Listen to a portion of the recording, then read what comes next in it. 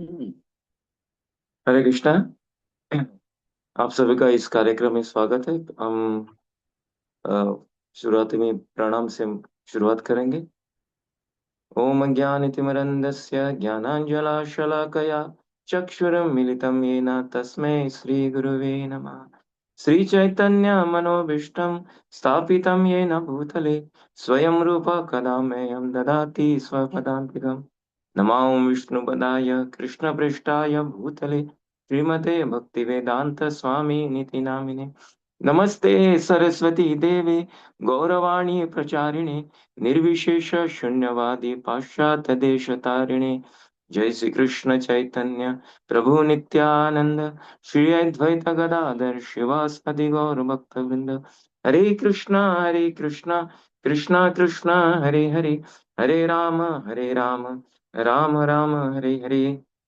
हरे कृष्णा। आज हम ले रहे हैं मुकुंद माला स्तोत्र से तीसरा श्लोक जो है हम ले रहे हैं।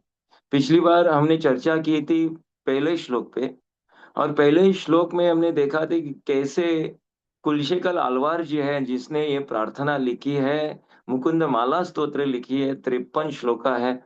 तो वो कैसे स्तुति करते हुए हमने देखा था। और आज हम देखेंगे इस श्लोक से क्या बोलना चाहते हैं कुलशेखर आलवार जी।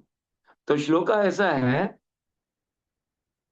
मुकुंद मूर्धना प्रणिपत्य याचे भवन्तमेकान्तमियन्तमर्थम् अविस्मृतिस्तच्चरणारविन्दे भवे भवे मेस्तु भवत्प्रसादात्। मुकुंद मूर्धना प्रणिपत्य याचे भवन्तमेकान्तमियन्तमर्थम् अविस्मृतिस्त्व चरणारविंदे भवे भवे मेस्तु भवत प्रसादात।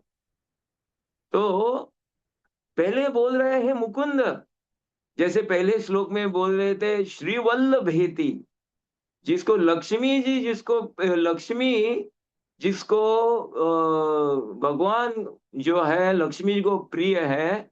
इधर बोल रहे हैं मुकुंद, हे मुकुंद। इसका मतलब क्या है? मुकुंद में जो मुक्ति देने वाले हैं, जो मोक्ष देने वाले हैं, जन्म मृत्यु चक्र से मोक्ष देने वाले एक जो कौन है? भगवान श्री कृष्ण। तो इसलिए वो बोल रहे हैं, संबोधित कर रहे हैं, हे मुकुंद।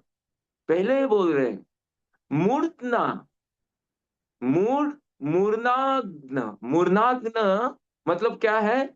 कि मेरा सिर जो है, इसका मतलब सिर है प्रणिपत्य, झुका के याचे, ये याचना कर रहे हैं, पूरी तरह से नम्रता पूर्वक याचना कर रहे हैं। It's like respective begging, is begging, पूरी तरह से भीख मांग रहे हैं। तो क्या भीख मांग रहे हैं? मुकुंद पूरा सिर। इधर बोल रहे हैं मूर्ना ना मतलब प्रणिपत्य, सिर झुका के पूरी तरीके से वो भीख मांग रहे हैं। क्या है? भवंत में कांत मियंतमर्थम। मेरी एक ही मांग है, मेरी एक इच्छा है, वो कृपा करके पूरी कीजिए। हे भगवान, मैं मेरा सिर झुका के आपके चरणों में नतमस्तक होके मैं मांग कर रहा हूं कि मेरी एक ही मांग है, वो पूरी कीजिए। हमारी भी एक एक मांग रहती है। हर वक्त लोग जाते हैं, मंदिरों में जाते हैं, भगवान के सामने खड़े होके वो मांग करते हैं, पर ये मांग क्या है? देखिए, ये मांग है अविस्मृति त्व चरणारविंदे। अविस्मृति, कभी भी मैं आपको भूल ना पाऊं। क्या मांग है? मैं कभी भी आपको भूल ना पाऊं, हमेशा आप याद रहे, यह मांग है। और क्या कर रहे हैं? आपका चरण जो है उसकी भी याद रहे। तो क्या है? कभी भी आपके चरणों का और आपकी कभी विस्मृति न हो, यह मांग कुलशेखर आलवार भगवान के चरणों में पूरी तरीके से नतमस्तक होके कर रहे हैं। यार, ऐसी मांग हमारी भी रहनी चाहिए। पर कई लोग, पूरे जगत में लोग हैं, जब ज्यादातर लोग जब भगवान के सामने आते हैं वो मांग रहते हैं, धन चाहिए, दौलत चाहिए, गाड़ी चाहिए, घोड़ा चाहिए, घर चाहिए, बहुत सारी मांग रहती है, पर कोई भी मांगता नहीं कि हे भगवान, मैं आपके चरण कमलों की याद मुझे हमेशा रहने दो, मैं आपके चरण कमलों में रहना चाहता हूँ, आपकी याद आने दो। ऐसी मांग कभी भी नहीं रहती। पर मुकुंद माला स्तोत्र में कुलशिकल आलवार जी यह मांग रख रहे हैं भगवान के चरणों में, भवे भवे। और क्या है, इसी जन्म में नहीं है, ये पूरे हर जन्म में, हर हर जन्म में, हर एक जन्म जो मिलता है उस जन्म में मुझे आपकी याद रहना, यह मांग रख रहे हैं। क्योंकि भगवत प्रसाद एक कैसे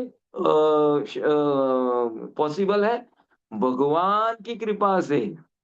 इसलिए वो बोल रहे हैं भवे भवे मीन्स तो भगवत प्रसादात, आपकी कृपा से ये पॉसिबल है। तो इसलिए यह मांग वो रख रहे हैं। तो ये तीसरी श्लोका में हम देख रहे हैं कि कैसे कुलशेखर आलवार जी अपनी मांग रख रहे हैं। इसलिए हर एक व्यक्ति जो है, हर एक भक्त जो है, जो भक्ति कर रहा है, भक्ति में प्रगति करना चाहता है, इस हर एक व्यक्ति की यह मांग रहनी चाहिए, हर एक भक्त की यह मांग रहनी चाहिए कि हे भक्त, हे मुकुंद, क्योंकि मुकुंद वही हमको स्वतंत्रता देने वाले हैं, वही मुक्ति देने वाले हैं, वही मोक्ष प्रदान करने वाले हैं, और उनकी कृपा से ये पॉसिबल है। और प्रभुपाद जी लिखते हैं कि यह जगत जो है वो बहुत ही दुखी है। ये जगत क्लेशदायक है, बहुत जगत जो है बहुत बुरी जगह है, ऐसे प्रभुपाद जी लिखते हैं। और जैसे कि एक व्यक्ति जब कारागृह में रहता है, जेल खाने में रहता है, कि जब वो जेल खाने में रहता है उसको स्वतंत्रता नहीं रहती, वो बहुत ही आनंदित नहीं रहता, उत्साह में नहीं रहता। वैसे ही हमारी स्थिति है, हम जब इस जगत में आते हैं हम एक कारागृह में जैसे हैं, और हमको दिखता है कि हम आनंद महसूस कर रहे हैं। बहुत सारे लोग अपने ओर से कोशिश करते हैं कि आनंद आनंद प्राप्त करने की कोशिश करते हैं, पर क्या है, उनको नहीं मिलता वो कोशिश रहती है। तो इसलिए हम परेशानी से त्रस्त हैं, पूरी समस्या से हम जकड़ गए हैं। और ये क्या समस्या है, this is a real problem that we have. क्या है रियल प्रॉब्लम? जन्म मृत्यु जरा व्याधि, जन्म बर्थ डेथ ओल्ड एज और डिजीज, इससे हम त्रस्त हैं पूरी तरीके से। हम कोशिश कर रहे हैं, किसी को ओल्ड एज नहीं चाहिए, किसी को जरा नहीं चाहिए, डिजीज नहीं चाहिए, फिर भी वो आती है। So this is a real problem. इसलिए ऐसा कहा जाता है, हमको शिक्षा दी गई है इधर। क्यों शिक्षा दी गई है? कि हम हमारे ओर से भगवान को छोड़ के हमारे ओर से कोशिश कर रहे हैं, और सुख को ढूंढ रहे हैं हमारी कोशिश से। भगवान जो कह रहे हैं वो हम नहीं देख रहे, हमारी कोशिश से कहाँ सुख है हम ढूंढ रहे हैं। और इसीलिए हमको क्या प्राप्त हो जाता है, हर बार दुख ही प्राप्त होता है, क्योंकि सुख जो है भगवान के चरण कमलों में है। वही कोशिश रहनी चाहिए। इसलिए ऐसे बताया जाता है, जो जैसे व्यक्ति को पैरों को बांध के उल्टा टांग दिया जाता है, और जब उसको छोड़ दिया दिया जाता है पानी में, तो जब सिर के बल पानी में जाता है, तो किसी कोई समय उसको रखा जाता है, और जब उसको रखा जाता है तो ऐसे लगता है कि अभी मर रहा हूं। तो किसी क्षण में उसको ऊपर लाया जाता है, तो एक पल के लिए ऊपर लाया जाता है, तो ऐसा दिखता है वो बहुत सुख है, आनंद है। पर ऐसे ही हमारा जीवन है, जो एक क्षण जो है ना, एक पल जो है उतना आनंद है, और जो आप अंदर है पानी में है उतना दुख है। तो सुख हम कोशिश कर रहे हैं सुख प्राप्त करने के, सुख नहीं मिलता है। इसलिए शुद्ध भक्त जो है, वो शुद्ध भक्त जानता है। क्या जानता है? कि वो जानता है ये दुनिया कैसी है। शुद्ध भक्त जानता है तत्व क्या है। शुद्ध भक्त जानता है हमको आगे कैसे बढ़ना है, ये जीवन कैसे जीवन में आगे कैसे बढ़ना है, शुद्ध भक्त जानता है। और वो इस सुंदरता से गुमराह नहीं होता है। इसलिए इधर बताया जाता है, प्रभुपाद जी एक शब्द यूज करते हैं, क्या है? फेंटस मगो रिया बोलते हैं। फेंटस मगोरिया मतलब छायाचित्र है। कैसा छायाचित्र है? सुंदर छायाचित्र है। पर उसको क्या है, हम मोहित हो जाते हैं। मोहित नहीं होना है, क्योंकि जब हम शुद्ध भक्त के संग में आते हैं, शुद्ध भक्त से हमको एक कृपा प्राप्त होती है, और हमको इस छायाचित्र से हमको मोहित नहीं होना है। इसलिए ये भौतिक प्रकृति जो है, प्रभुपाद जी लिखते हैं, बिल्कुल ही सुंदर नहीं है। हमको दिखती है सुंदर, पर ये बिल्कुल ही सुंदर नहीं है। It is like imitation peacock, नकली मोर के जैसा है। नकली मोर क्या है? ये जो हम जो दिखता है प्रकृति, भौतिक प्रकृति दिखते है, जो जो सुंदरता दिखते है, वो एक इमिटेशन पीकॉक की तरह है, नकली मोर की तरह है। इसलिए शुद्ध भक्त जो है, नकली मोर के पीछे नहीं जाता। हर वक्त वो असली मोर देखने में कोशिश करता है। इसीलिए शुद्ध भक्त के संग में जब हम रहते हैं, वो क्या दिखाते हैं हमको? भगवान के चरण कमल दिखाते हैं। इसलिए कुलशेखर आरवार जी एक शुद्ध भक्त है, और ये चरण कमल में ही सब कुछ है, यही बताते हैं। इसलिए भगवान के चरण कमलों में सब कुछ है, क्योंकि भौतिक प्रकृति के स्वामी कौन है? भगवंत है। तो जब हम नकली मोर के पीछे जाओगे, तो शुद्ध भक्त जो है असली मोर के पीछे है। असली मोर के क्या है? ये भौतिक प्रकृति के परे जो स्वामी है, उनके चरण कमलों की सेवा करनी चाहिए, ये इधर बताते हैं। और एक शुद्ध भक्त जो है, वो कभी भी डरता नहीं। उसकी कभी चाह, कौन सी भी चाह नहीं रहती। एक ही चाह है कि क्या है? भगवान की भक्ति। तो इसलिए नरक में भी जाओ तो उनको भय नहीं है, और स्वर्ग मिलने से उनको भी कुछ पड़ा नहीं है। तो ऐसे है शुद्ध भक्त।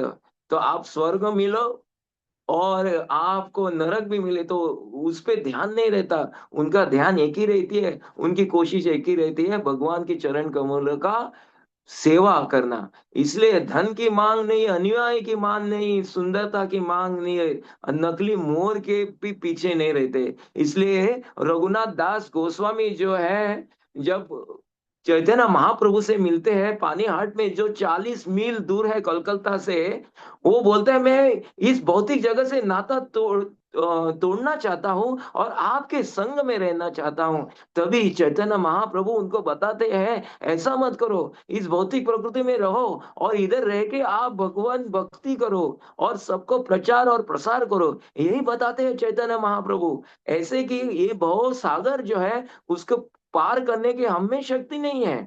जैसे कि हनुमान जी है, एक छलांग में 800 मील दूर छलांग मारे थे। उतनी शक्ति हमें नहीं है, क्योंकि हनुमान जी को के पास प्रभु रामचंद्र की कृपा थी। तो इस भौतिक जगत में हमको कोशिश करनी चाहिए। इसलिए कुलशेखर आलवार कर रहे हैं, मांग करे सभी से, हम कोशिश करेंगे, हम मांग करेंगे, भगवान भगवान के चरण कमलों में नतमस्तक होके हम मांग करेंगे कि क्या चाहिए? हमेशा आपकी याद रहनी चाहिए, और हमेशा आपके चरण कमलों की याद रहनी चाहिए। जन्म जन्म, हर एक जन्म में ये मांग करे। तो इसलिए आइए हम सबकी भी यही मांग रहनी चाहिए। याद रहना मतलब क्या है? कि हमको प्रभुपाद जी और चैतन्य महाप्रभु की कृपा से हमको ये महामंत्र मिला है, उसी से हम याद करते हैं। और भगवान के जो शुद्ध भक्त हैं, उनके संग में रहने से हमको भगवान की याद रहती है।